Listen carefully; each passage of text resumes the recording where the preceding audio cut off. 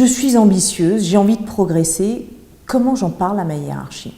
Je crois qu'il ne faut vraiment pas hésiter à proposer quelques idées en termes d'évolution de poste. Et ça, pas au dernier moment, pas quand on en a marre, mais très régulièrement avec ses managers ou ses RH, parce que parfois on a la chance d'avoir des RH. Parler de tiens, moi je me verrais bien dans tel et tel job, j'aimerais bien aller vers tel ou tel type de fonction, qu'est-ce que tu en penses, est-ce que tu me verrais évoluer là-dedans? Donc c'est pas quelque chose qui arrive un jour, tiens, au fait, je voudrais faire tel métier. L'ambition, ça se travaille pratiquement tout le temps.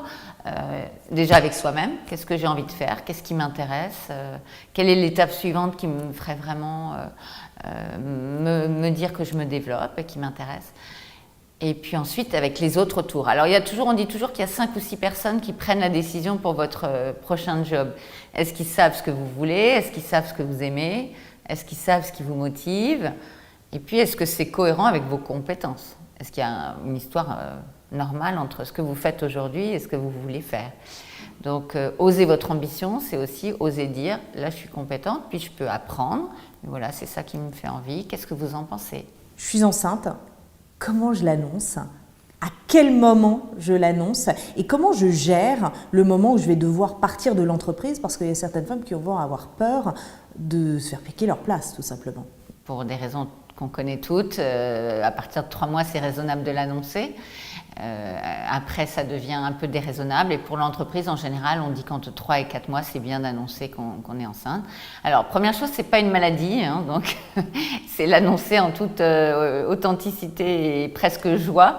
Je trouve ça extrêmement pénible de voir les femmes s'excuser d'être enceintes.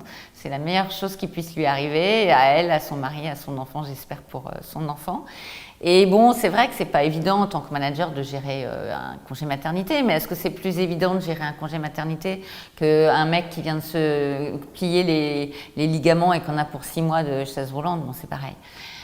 Donc, ne pas s'excuser d'être enceinte, l'assumer, et puis très vite, presque vers le 5e, 6e mois, commencer à parler de comment on s'organise pendant mon absence, qui va me remplacer, est-ce que je suis remplacée, comment ça se passe à mon retour. C'est pas un truc, je pars, il va se passer 4 à 6 mois, ça dépend des entreprises, je reviens et je ne sais pas ce qui s'est passé entre-temps. En fait, préparez votre retour avant de partir. Et en général, le faire se passe très très bien parce qu'on prend les hypothèses que je suis remplacée, je prépare mon remplaçant. On prend l'hypothèse que je ne suis pas remplacée, je vais organiser les tâches avec mon équipe. Et du coup, la clarté, elle est aussi avec mon manager sur le fait que je reviens. Je ne reste pas dans le flou, genre « Ah, tu verras bien au dernier moment si je reviens ». Ça, c'est ce qu'il y a de pire pour l'entreprise. Aujourd'hui, il y a souvent des phénomènes de double carrière dans un couple. Ce n'est pas toujours évident à gérer. On se rend compte que souvent les femmes renoncent à leur carrière pour laisser place à la carrière de leur mari ou partenaire. Comment on gère ça et comment on anticipe cela pour ne pas justement tomber dans ces pièges? Bon, mesdames, déjà choisissez bien votre mari. J'ai la petite anecdote d'une jeune femme qui me dit mon fiancé m'a expliqué qu'il n'était pas super intéressé à ce que je travaille, voire que je fasse carrière. Et je lui ai demandé ce qu'elle en pensait. Elle me dit c'est pas génial parce que moi j'ai vraiment envie de travailler et de faire carrière. Et on en a discuté assez longtemps et finalement elle en est venue au fait que malheureusement c'était peut-être pas avec ce gars-là qu'il fallait qu'elle vive. Donc oui, ça c'est pas une mince affaire de se retrouver et ça peut arriver dans l'autre sens d'ailleurs, une femme qui n'a pas envie que son homme fasse carrière, enfin peu importe. Mais si ensemble on n'est pas d'accord sur le fait qu'on va travailler tous les deux au départ, je connais plein de cas où ça pose énormément de problèmes. Donc en parler. Tu sais que je vais avoir 2 enfants, 3 enfants, mais tu sais que je ne veux pas arrêter de travailler. Comment on s'organise? C'est pas « Ah, je suis enceinte ». Bien sûr, chérie, c'est toi qui vas t'occuper des enfants. Non, c'est un sujet dont on parle.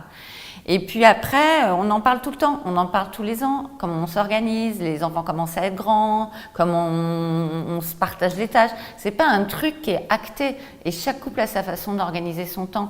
Je connais plein de couples où à un moment donné, c'est l'homme qui ralentit un peu parce que la femme vient d'être nommée.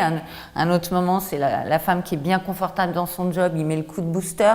C'est jamais linéaire. Mais le fait est que ce que je vois qui marche, c'est quand ils en parlent régulièrement et que c'est pas un tabou.